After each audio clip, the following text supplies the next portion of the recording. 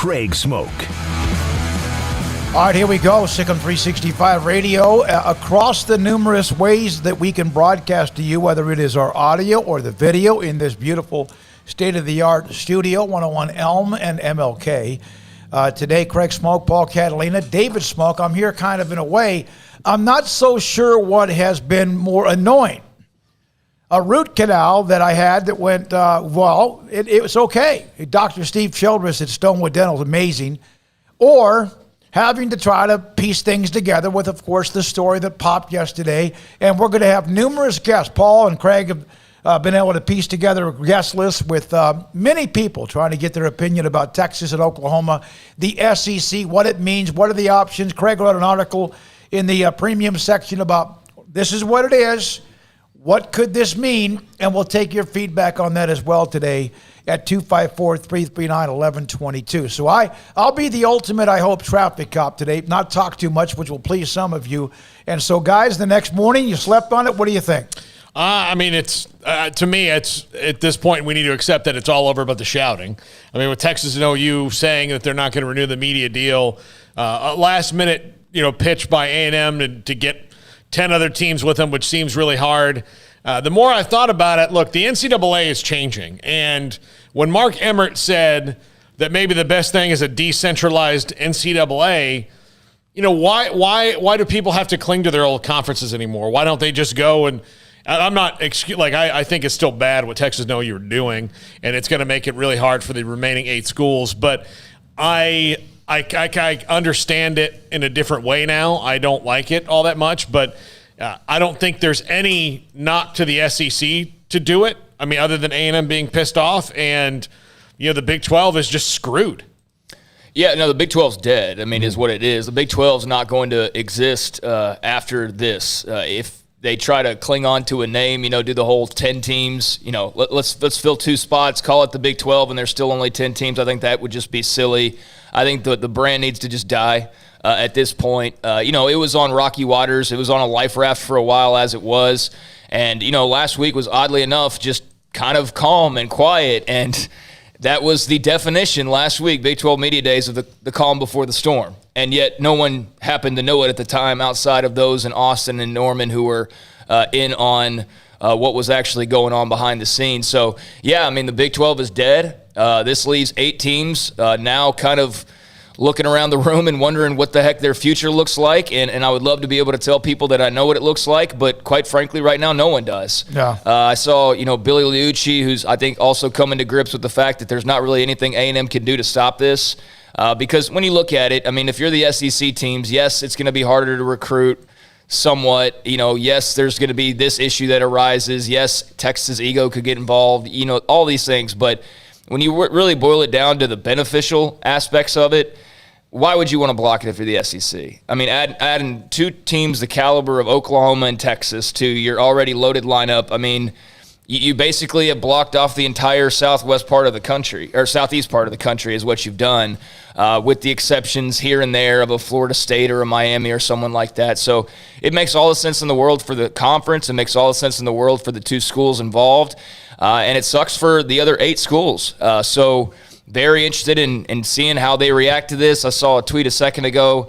Somebody said that, TCU and Baylor and Texas Tech officials are trying to get involved at the government level to, make something happen. But I don't think that's happening either. I think that's just, an attempt that's going to go, not very far, basically. Well, we don't have Ann Richards and Bob Bullock anymore. Yeah, that's a different scenario. And the other thing is the precedent was set when A&M left for the SEC, and the Aggie governor at the time was like, go ahead, great news. So I don't know where Greg Abbott stands on this. I don't particularly care, but because I don't think he's going to get involved. I think the precedent was set with Rick Perry, and Greg Abbott and he are pretty aligned when it comes to those kind of issues politically. So I would think that he doesn't get involved in it. I do think this, and this might be me pumping sunshine.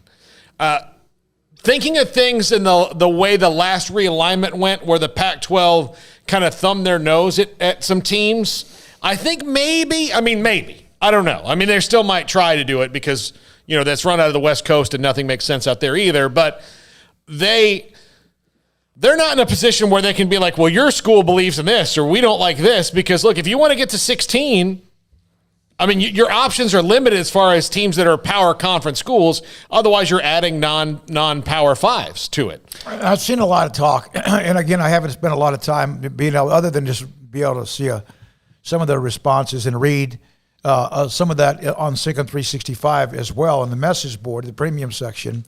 A lot of talk about, well, you grab this team and you grab that team. You know what that is? That's just grabbing ass is what it is. It's just grabbing whoever might be available, whether it's Cincinnati or Memphis or UCF and whatever. But that doesn't really bring anything to the table. And so I don't know what's going to happen. I don't.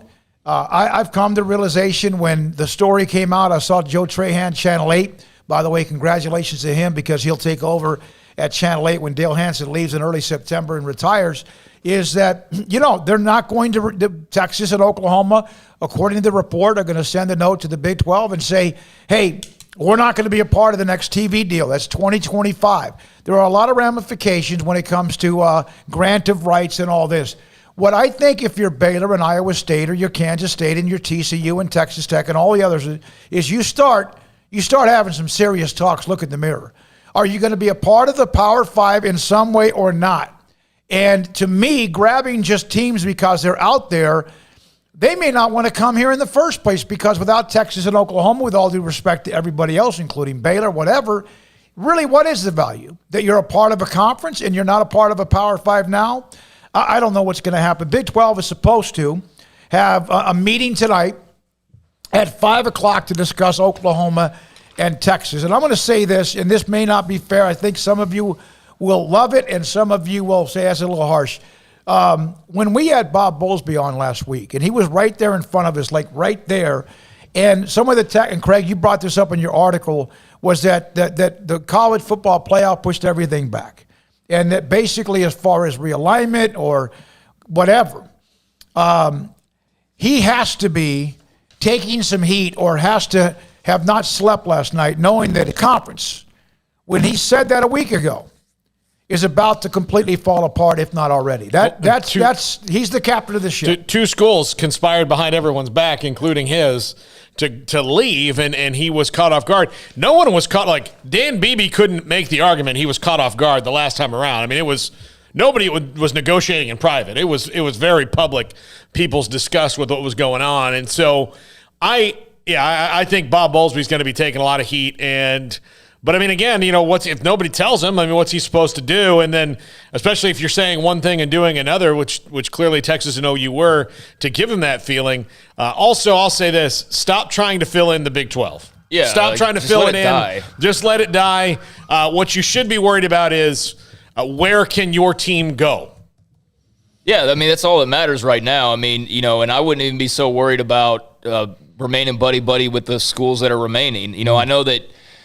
I mean, you just have to be very smart strategically. Do you need to pair up with Texas Tech and TCU and form a pact, which you probably should sign a contract over, seeing as how we now see that without it in writing, it doesn't really matter. Words don't matter at all, thanks to Texas and Oklahoma. So, you don't want to go just on word of mouth and just trust people because trust has clearly been broken. So, I don't know what you do. All I know is Mack Rhodes was on vacation trying to enjoy himself, and now that is no longer the case because this massive bombshell has dropped. And again, I get it from UT and OU's perspective. I mean, it's not their job to worry about the other 8 schools.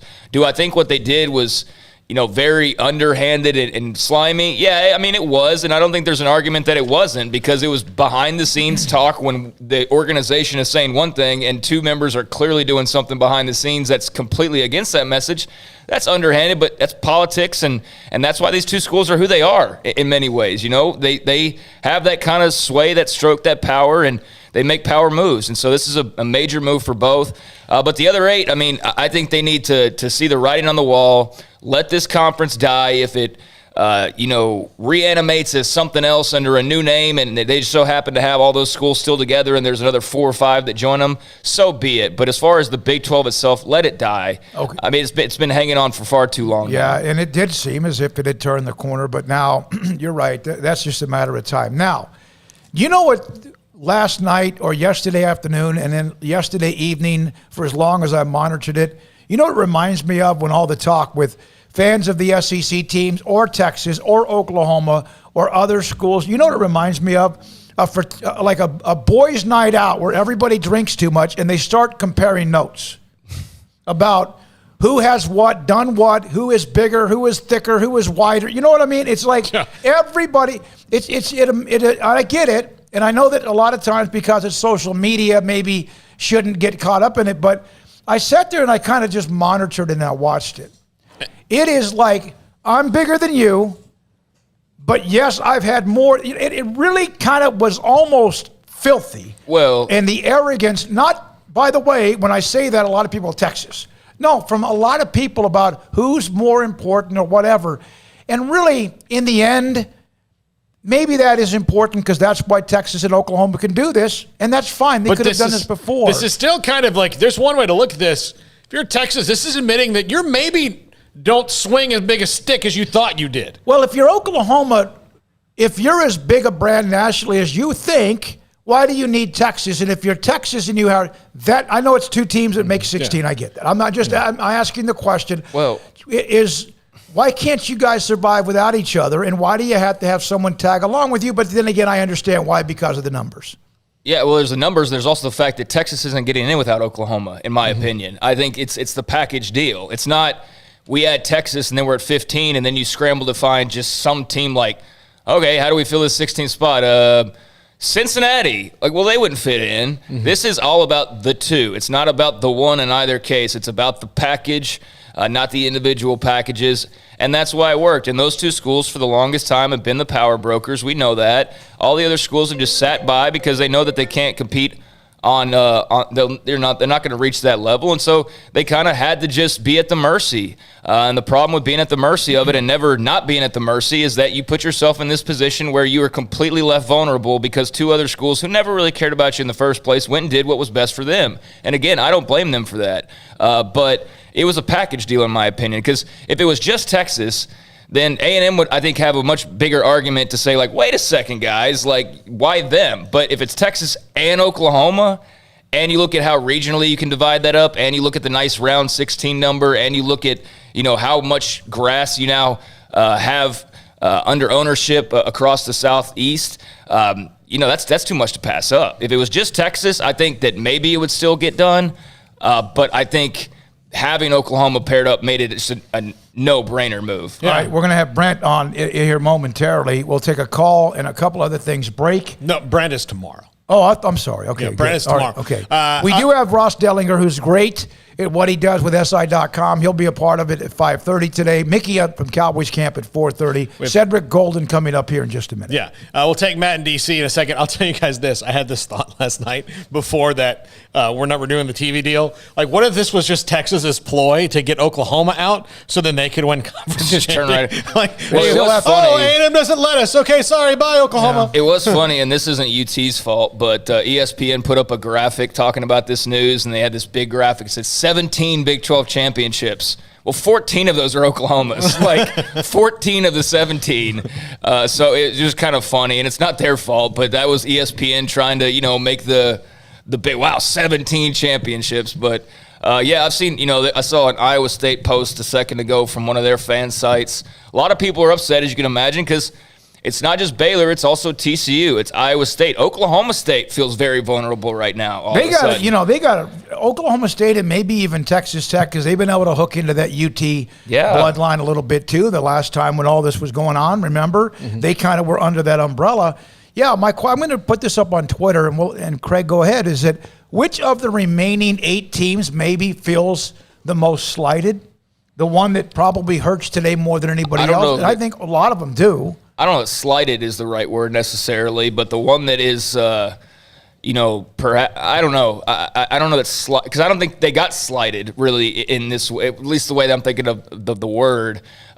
Screwed would be the better word, quite frankly. But a lot of schools feel screwed right now. Yeah, I mean, you think Oklahoma State would be okay, and they probably will be, but it doesn't take long or many messages to read that, like, they're like, oh, God, now what? Because now we don't have Oklahoma. Like, that automatic just will tag along or whatever. that door's closed now. That door's completely closed. The Sooners are like putting cement around the edges of it right now. So, yeah, they're scrambling. Baylor's scrambling. TCU's scrambling. Tech is scrambling. West Virginia probably feels okay that they'll get into the ACC or something like that. But, yeah, there's 8 teams that have no idea what the future looks like. And just a week ago, they thought the future for at least the foreseeable next few years was pretty much written in stone. But to tell you how some teams are taking this, and there's so many tweets we could go over from every fan base, but this was from an Iowa State fan I just happened to see, because they're obviously a school. They're all excited about this upcoming football season, and, now there's all this. But I think it was Wide Right Natty Light or something like that said Texas is a rich kid of Instagram that asked for a Ferrari for Christmas, but their parents get them a Mercedes instead. So they have a tantrum, then burn their house down and frame their parents for arson. So that's kind of how Iowa State fan takes it. There's similar comments from every other fan base. Bottom line is this: OU and Texas are not throwing a life raft. They're not going to reach their hands back and grab, 1 or 2 and bring them along with them. That door's closed. So these 8 schools, there's some big decisions to be made. Lots and lots of decisions. Yeah. Matt in D.C., you're on Sikkim 365 Radio. Thanks for your call. Hey, guys. Thanks for taking my call today. I always thought this possibly could happen, but I didn't think it was going to happen today. I thought it was going to happen maybe at the end of the TV contracts. But that being said, after sleeping over it and looking back on everything, what I've come to the conclusion is in Mac I trust. With all the stuff he's had to handle with us, even though he's on vacation, and I kind of think they waited till he was on vacation to announce this, because I think if he was in Texas right now, he'd be rolling over heads right now. But anyway, hey, the way I see it, the best thing to do, hey, if they're going to go, let them go. And if the 8 teams can somehow maybe, if we match up with maybe the AAC or something, let's get a merger going possibly. If not, let's try to get the ACC. But we got to do what's best for Baylor. We need to be doing the back channeling. We need to be using our law firm to contact their law firm, exactly what Texas and OU did, according to Paul Feinbaum. And this all started when we asked for a new TV deal, and once ESPN turned us down, that's when the back channeling started. So they left us behind. So we got to go and we got to back channel, do what's best for Baylor. And hey, let's get if we can get in the ACC, awesome. AAC, let's do what it says, keep winning. We're a very attractive basketball school right now. And I'll just leave it. The last thing I'm going to say is be careful what you wish for in Texas, because 6-6 is not going to be too fun. And with Oklahoma, hey, you've been having fun driving down to Dallas every year, but now what's it going to be like when you're maybe flying to Atlanta every other 5 years and you're going 8-4, 93 to the Liberty Bowl and Gator Bowl? So enjoy what you got, because there ain't no off weeks now in the SEC. So enjoy your 8-4, because that's what's coming. Thank you all. Matt, thanks for your call. Appreciate your call from D.C. We'll have some of the comments on our text line, 254-339-1122, and then also on YouTube as well. It's been really interesting to see from certain Texas and OU fans is, I've seen that point brought up by others who say, well, have fun, losing 4 games a year, and, this and that, are not competing for conference championships. And that very well may be the case, but I've seen plenty of replies that say, we don't care. Like, it's not even about I've seen the term, this is not about the wins, many times now since last night. This is about the money. And we all know that the main driving factor in this is money. That's bottom line. That's not negotiable. That is the main reason. But yeah, TV rights and all the other stuff that comes with that, the prestige and the security. The SEC is never going to fold. It is the mini NFL now at this point. Some people have been wanting that for a long time. I personally haven't. Yeah, the games are going to be great, but after about a season, it's just going to be normal. It's not going to be like what it feels like right now when we're thinking about all the possibilities. I think it'll be cool. I also think it is, a dent to just the whole college football landscape. I think it's a complete shift in what we looked at the sport as, and NIL was pushing that along anyways and kind of changing the look of it. But I think this completely changes it, and it's not going to be the same old college football that we knew and loved. And OU and Texas decided that, hey, the landscape's changing, and we're going to get on the safest boat possible.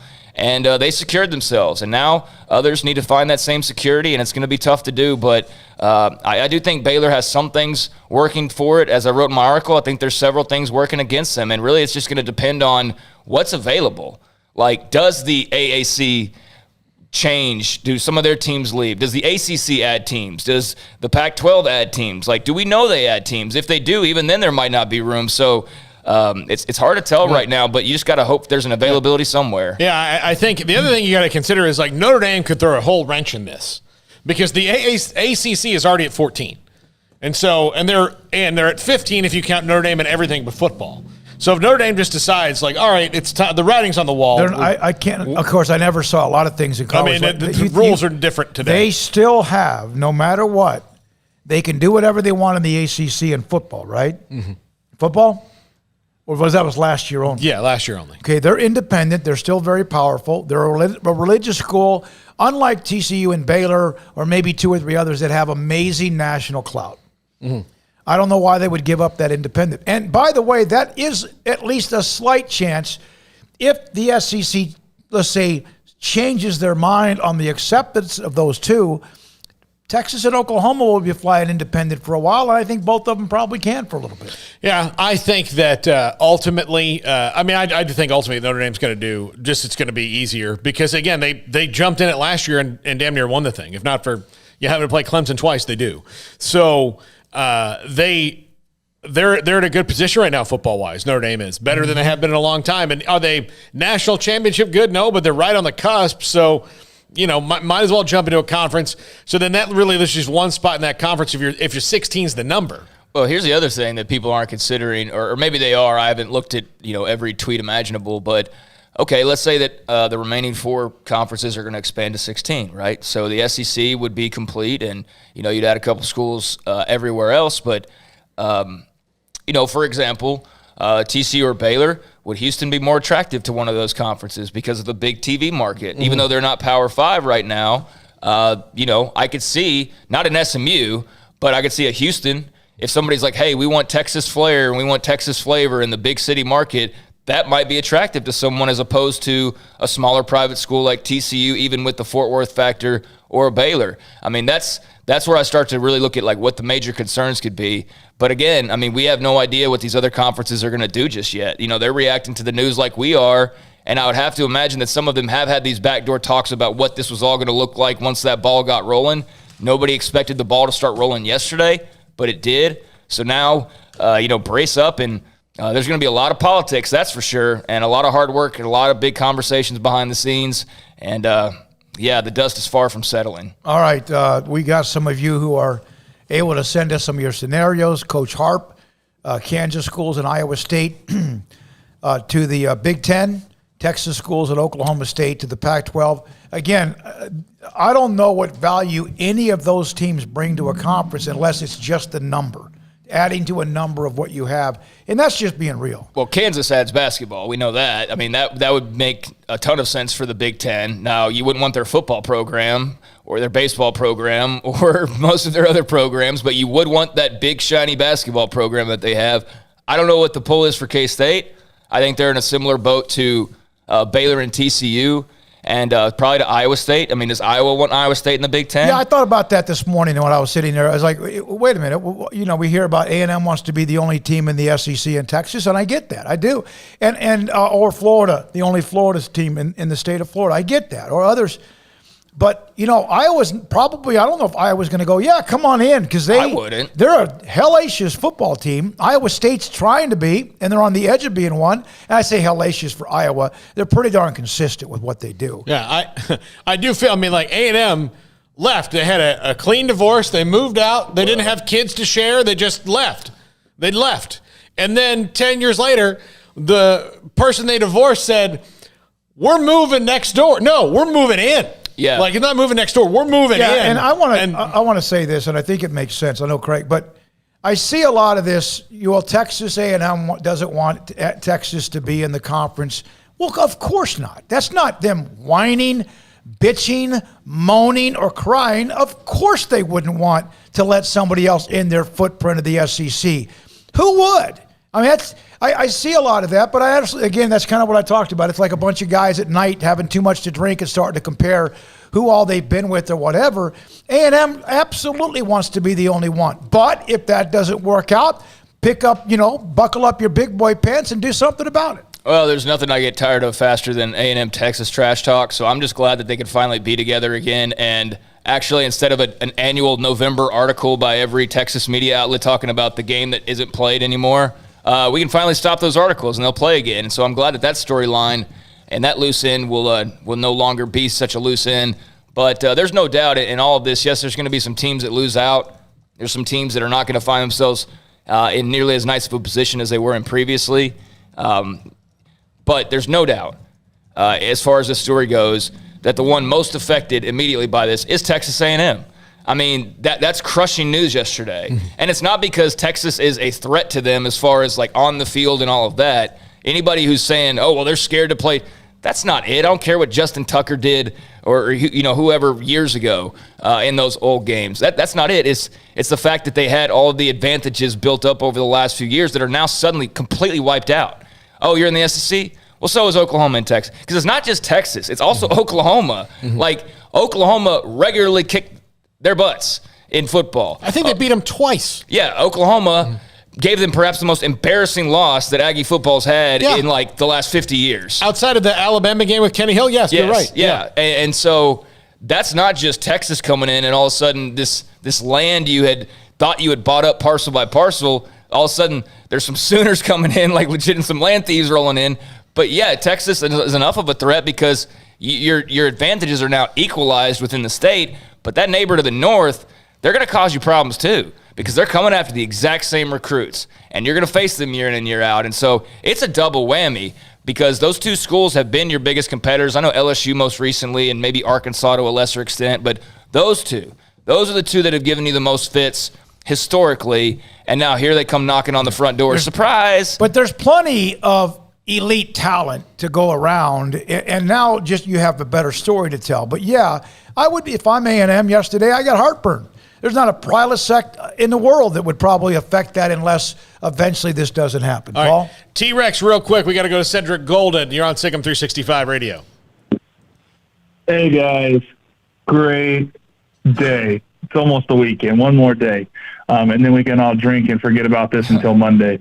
I just want to say one thing. I think this is a great opportunity for Baylor to prove that in the world of college sports, you can, if you're willing to, control your own destiny. Let's make ourselves an attractive-looking product. We got this season. I think if OU and UT leave, that's finalized by September 1st. Who cares? The other conferences got all season to figure out who they want to take, right? So how do you make yourself the most attractive product out of the 8 remaining teams? You win the Big 12. And why not on their way out? Let's send OU and UT a going away party. I'll bring the cake. Y'all bring the forks. Craig, if you can bring the plates, Paul, you get the napkins. Smokey, I'll just hope that I never sit around at night, talking about who we've been with. But you can bring some other utensils or something to this going away party. We got one in October and we got one in November. That's the best thing we can do. Let's just whoop their ass when they come to Waco, and the whole time as the clock's running down and that last 30 seconds are up by 15 and there's no way they can win, we just chant SEC and see you down the road. Control your own destiny. Let's win the Big 12. Let's be attractive, and let's go join another conference. Or keep the Big 12 and bring some teams in. But no matter how much we cry about it on Twitter and on the boards, there's nothing we can do about it. Okay. So let's just go win the conference. T-Rex, thank you, buddy. Appreciate it. Thanks for your call. And that's a great way to look at it. Just go do something about it. I definitely had the thought last night that the Big 12 fan bases outside of Norman and Austin might be rooting more than ever for some other team, no matter who it is, to jump up and win the conference in football, and that would be somewhat poetic. Here are we got Cedric next? Yeah, we got to go. Okay, all right. We'll come back with some of your YouTube comments because a lot of them are very good. And as they have, and were yesterday, most of them. Some of you can get a little bit out of line, but hell, so can we. All right, when we come back, Cedric Golden, Austin American Statesman, on the story about Texas, Oklahoma, the SEC, and more. And this is Sikkim 365 Radio. The other day, I ordered a Marco's Pizza